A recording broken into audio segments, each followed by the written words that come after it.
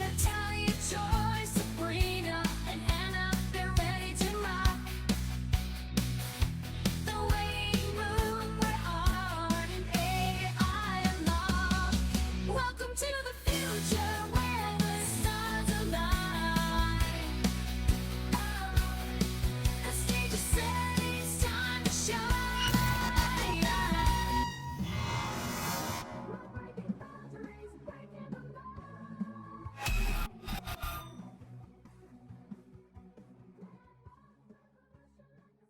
A man getting bit by an alligator and he screams.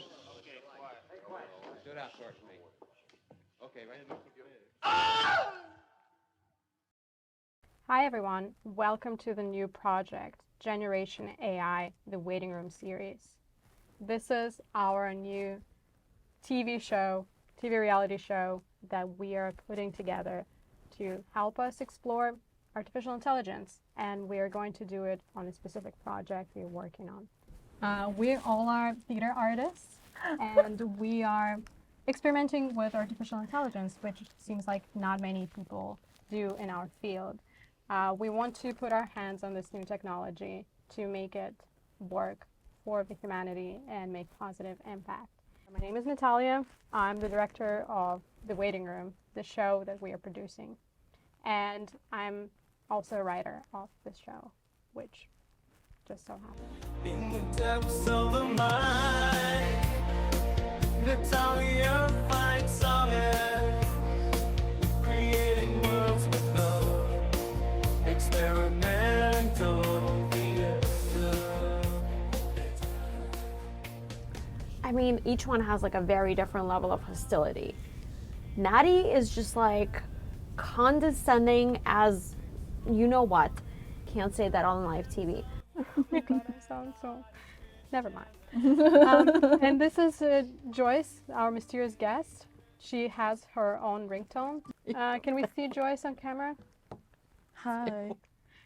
She's the goddess of sound, the conductor of dreams, manifesting her vision through musical streams.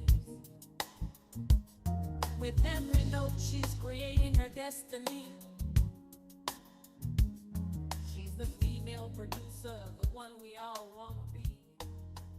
Oh my God, Joyce comes in late and then she's like, I worked all day. Oh my God, give me a moment. And like, I don't know where she went for hours and hours. We just sat here waiting. I'm one of the producers of The Waiting Room, and I'm very excited to do this. And hopefully we'll be able to explore things within our immersive theater world and AI, and as well as you'll be able to see how we put together this show until it runs as part of your New York experience when you come to New York. Yes, thank you, Joyce. I think she is very connected to the cosmos, and in that sense, I feel like she gives away part of her energy to some higher forces. And every time she comes to a rehearsal, she kind of like out of energy. And I think it's because sometimes she goes to her rooftop, stands there at night, and, you know, looks at the moon to get like some connection. But I don't think it's a connection of exchange. It's a connection where she gives away all of her energy. Next up, our co-producer, Sabrina. This is her signature move. What do you call it, Sabrina?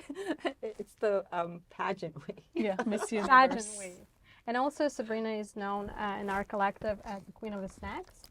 We're Not trying... sponsored. In the house, don't mess with the crew. She's the stage manager, got a lot to do. She's a punk rock queen with the heart made of gold, and she's never caught without her favorite snacks to hold. Snack, snack, snack, chewing on her back. Sabrina's the queen, ain't no holding her back. I'm Sabrina. I am a co-producer. I'm also a stage manager. I do wardrobe. I do a lot of the tech.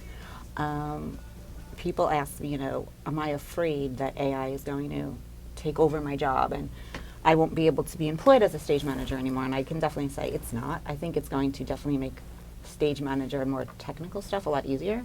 Instead of pressing 10 buttons, maybe we'll have like one. And what is your favorite snack?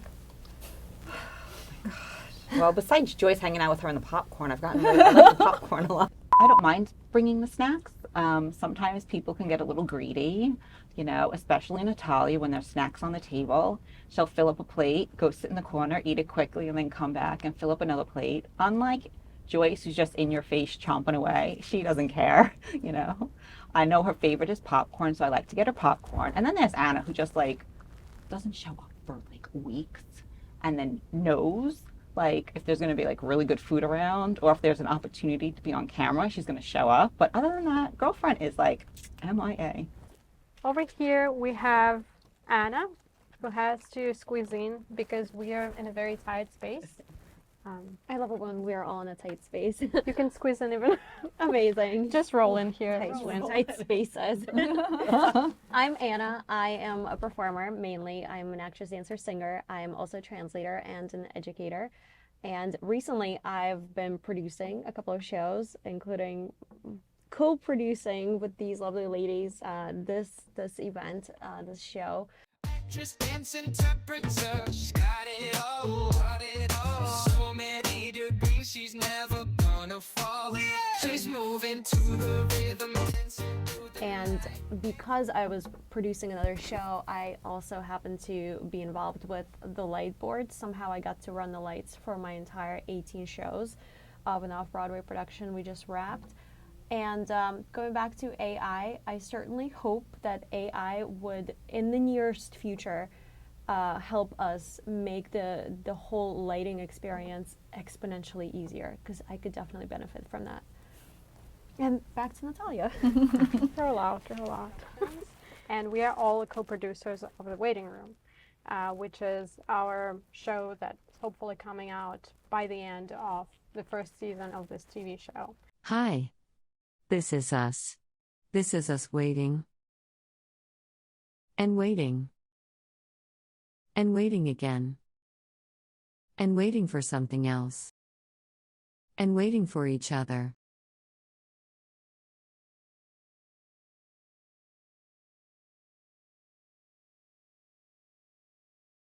And then. TV show. And then, who knows, maybe we'll work on another project. So, when you first heard about us doing a project with AI, or rather say us using AI in our project, what was your first thought?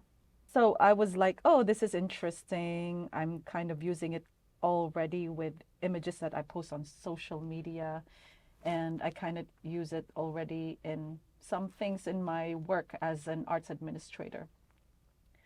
So when you mentioned that, and then you mentioned that you were able to think about something that connects humaneness to the technology, that made me interested, because I didn't really think about that aspect of it. So, and right now we really need like social emotional things in our lives, especially during the pandemic, and attaching AI to it, which is the technology.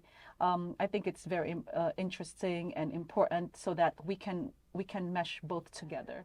At first, I was really intimidated because I was like, I didn't go to school for stage management. So what I learned just by experience, working with other theater companies, taking, because I never wanted to act. Stage management was something I knew I wanted to do, something in the arts, something in production. I don't act, so production was really where I was at. And then when you brought up the idea of AI, it was quite intimidating at first. I'm like, where would I be able to fit in? Especially, you know, Joyce is coming from a background with the arts education of children, and you went to school for all of this. And as an actress and thespian and speaks 10 different languages, like I was like, where do I fit into this? You know, and four languages, okay, 4. And just when we went to Edinburgh, I realized, oh wow, you know, there's still this big, we still have so many mountains to climb. We patch things on the fly, do it on the fly, even without computers, without Wi-Fi. You know, I was still able to work with that. So is AI going to help us? I hope it would. You know, I definitely think it would. Would it make my job easier? Yes, it would. Do I think it's going to take over? I don't think in my lifetime I'm going to see it take over my job, because people need to program computers, people need to program AI, and unless you have that, You know, the computers aren't going to program themselves. Okay, so we also And do you have Jin, our director, behind the camera and on the board doing his magic, but Jin won't just say hi. In the spotlight where the stars all shine, there's a man in the shadows keeping perfect time. Jim's the name with the camera in his hand, capturing moments like only he can. What I wanted to say, Jin, is can we switch cameras? Who even knows where Jin lives? But Jin is always there. I don't know why he makes it out on time all the time with all of his equipment. Like, the kid is just like literally schlepping all his crap over to her place in Williamsburg, which is not close to anybody, all the time. He seems like he's having a really miserable time. I don't know if he even likes his life. Sometimes I wonder, maybe we should like write a play test for him to like really explore his inner feelings. Well, I think initially I wasn't very interested in it. Just to be perfectly honest, I wasn't doing research on it. I didn't really want to know much about it. I didn't feel intimidated by it by any means, but I just didn't feel like it was something I was into. And then when you did the first play test with all of us, it made me really understand how fun it could be. How we can use it for our needs, tailor to what we want it to be, and actually create something very interesting, very insightful, and something that I wouldn't normally think of, which is kind of what this project has become, which is why it's really exciting to be a part of it. How did this all start? Like, where did this idea all came from? I think the idea for the waiting room came from the pandemic, when we all were in our rooms and we were waiting for the end of the lockdown or the end of the pandemic or the end of, I don't know, just being isolated from other people. And with that came this idea about what does waiting mean for us? What does waiting mean for different people? And how does it shape our life experience? And maybe our whole life experience is just one big waiting room. And from that, I started thinking about evolving this idea into an experience. Maybe it would be an actual room where people would be waiting. Oh, the waiting room. Because I come from interactive and immersive theater background, I instantly thought that we should enrich this type of experience with objects, with different types of tracks and storylines. And that way, I think the project started becoming more elaborate and more complex. Cool. Did I answer your question? Yes. Yes. Okay. I Yeah. actually didn't know that. I didn't You know didn't? that it stemmed from the pandemic, being kind of isolated. That's pretty cool. We're creating a new genre. Did you hear that? No big deal. Let's talk about where we're at right now with the production. Joyce, tell us where we're at right now and what is going to save us.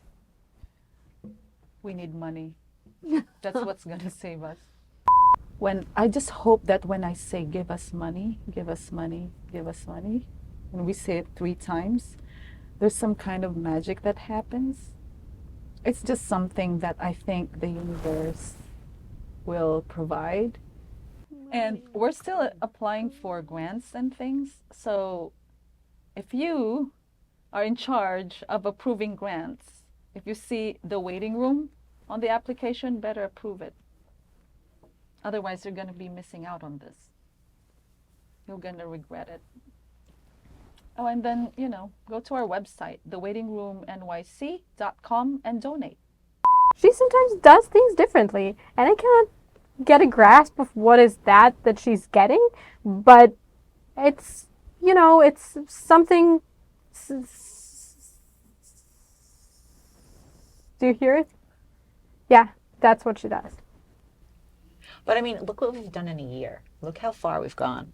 Like, I think in 1 year we've done so much. I know I work for theater companies, and I've been with theater companies, and it's taken them like close to a decade to get where we've been, to get to festivals, to have people like want to come out and really like take an interest in us, to build up that momentum in less than a year. I think, we ladies, you did it.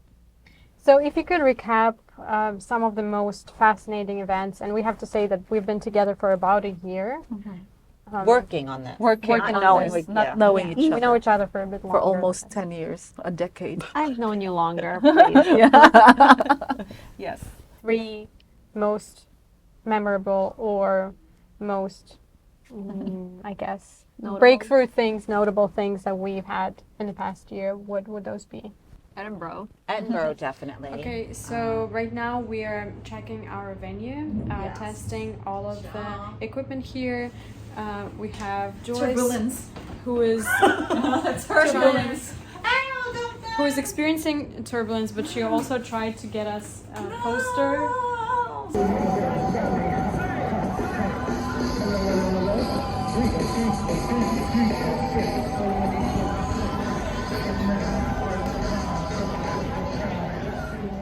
Getting our picture on the NIFO website. We were the first. We were the first photo on their Instagram account after the holiday party. All the glamour.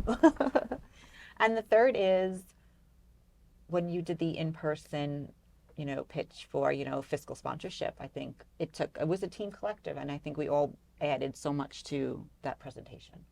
And also the fact that we have a few interests in the UK and here in New York City. So we're just trying to perfect that technology, and we're trying to get money. We have to invest into a program or into the development of a program that creates the type of AI that's able to generate within the moment. So based on input and based on the people present in a playtest, based on their experiences that they input in the moment, that it's able to generate something cohesive as we go along, and then able to intertwine it with other people's stories on the spot. So I think that is something that is just, it's challenging in the creation of the program, and it's challenging in finding the funding for the creation of the program. So those, I think, are the 2 main challenges we face at the moment. And we don't want it to become something that will replace humans and disconnect humans from each other. We see it as something that could be positive and would enable human connection and would make work more creative and give more potential to people to be creative. That way, it would not just be something that they connect with based on the overall human level, but it's also something very individual and very personal to them. As of now, we are still developing it, and we already see how impactful it could be. So we, of course, come across challenges because we feel like there is no point of reference and there's no experience of other creators that we can rely on when it comes to the AI specifically.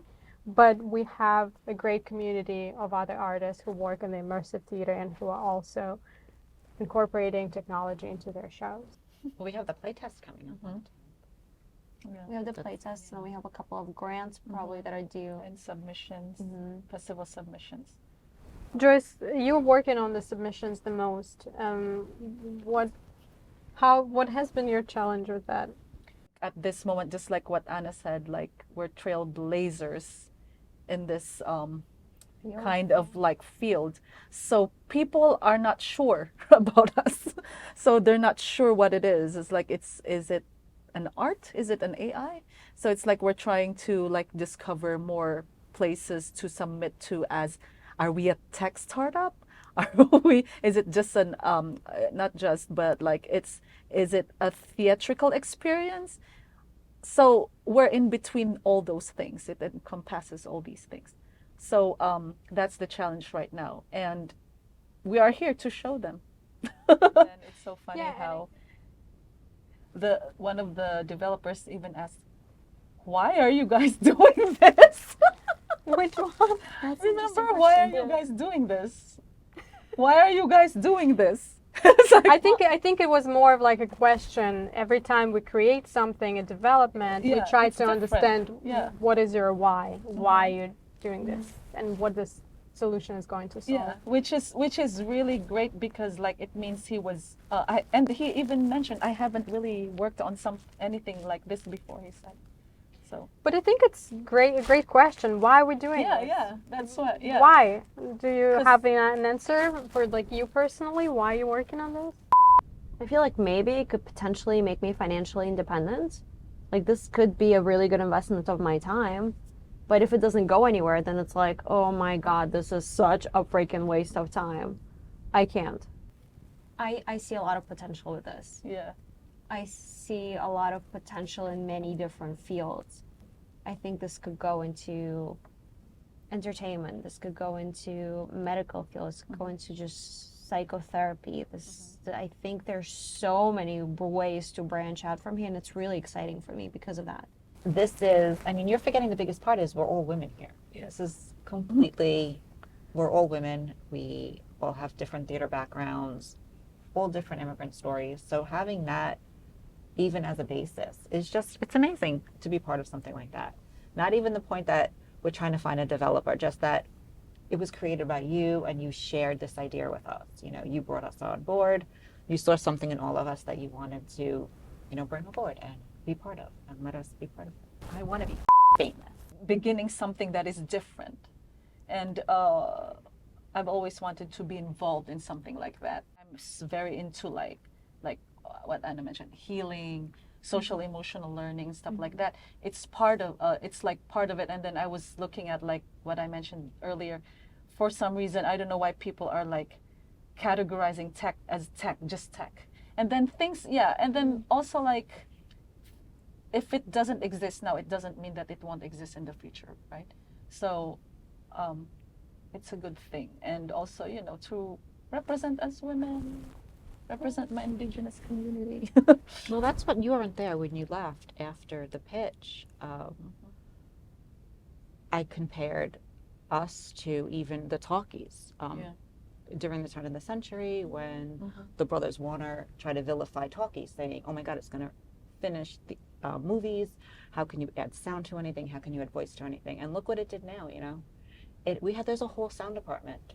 There's voiceovers, there's the looping, there's everything. Soundtracks to movies. And it revolutionized even the way we come to even movie making and television making. It created a whole new way of angles and even with Alfred Hitchcock, you know, the whole looking down and doing that, you know, the swirly thing. Technical part of it. That just gave me goosebumps. You know, that's really what this is. Yeah, And I'm also learning as we go. You know, I'm learning like more about. I've done grants before, but not this intense. And then I'm learning about pitching and stuff. So I did not know that I am leading it. I just thought I am just in it and I'm just following with the flow of whatever is happening around grants and around the project. So, yeah. Yeah, I think it does that for all of us. We all are getting to a new level with this project. It's part of it is co-producing it as well, so we get our hands on more of the tasks and more responsibilities, and also at the same time innovating in the field that we all know and have worked. If you'd like to participate, put a comment below or reach out to us, the waiting room nyc@gmail.com. And for now, it is free to participate. Yeah, for now. Eventually, we'll have to pay $100. And we hope to see you all again in a week or maybe in 2 weeks. I don't know. We're just starting this show. We're figuring this out. But we're definitely coming back with news about our show and new content and maybe some new guests who will tell us more about the AI and how they use it. And maybe you know some of the guests that we should invite who could talk more about AI. Natalia, Joyce, Sabrina, Anna, breaking through the walls to see them later. Side by side, the girls show the world how one clock takes control. Give money.